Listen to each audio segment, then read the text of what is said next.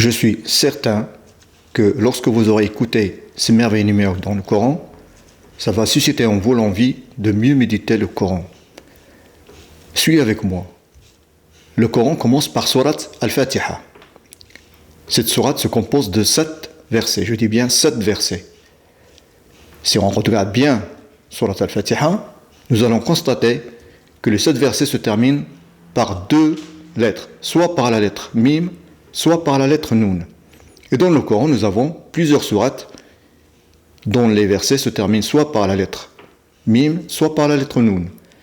Mais on va regarder la dernière sourate dont les versets se terminent par soit la lettre Mim, soit la lettre Noun.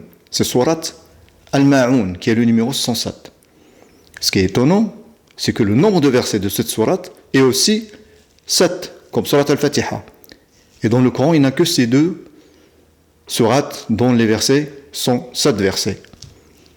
Maintenant, on regarde bien ces 2 lettres, le Mim et Noun.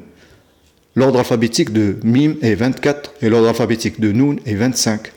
Et 24 plus 25 est égal à 49. Et 49 est égal à 7 fois 7. Vous voyez le rapport, il y a toujours le nombre 7.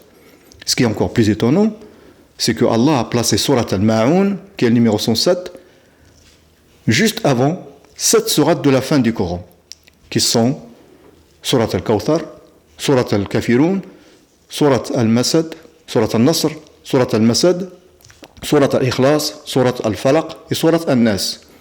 Et si on fait la somme des numéros de ces 7 sourates, donc 108 plus 109 plus 110 plus 111 plus 112 plus 113 plus 114, on trouve 777. Vous voyez bien que c'est un nombre qui est composé que par les chiffres 7.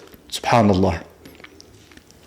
Si vous avez bien apprécié la vidéo, n'oubliez pas de la partager pour que d'autres l'entendent et en profitent et qu'Allah vous récompense. Wassalamu alaikum wa rahmatullahi wa barakatuh.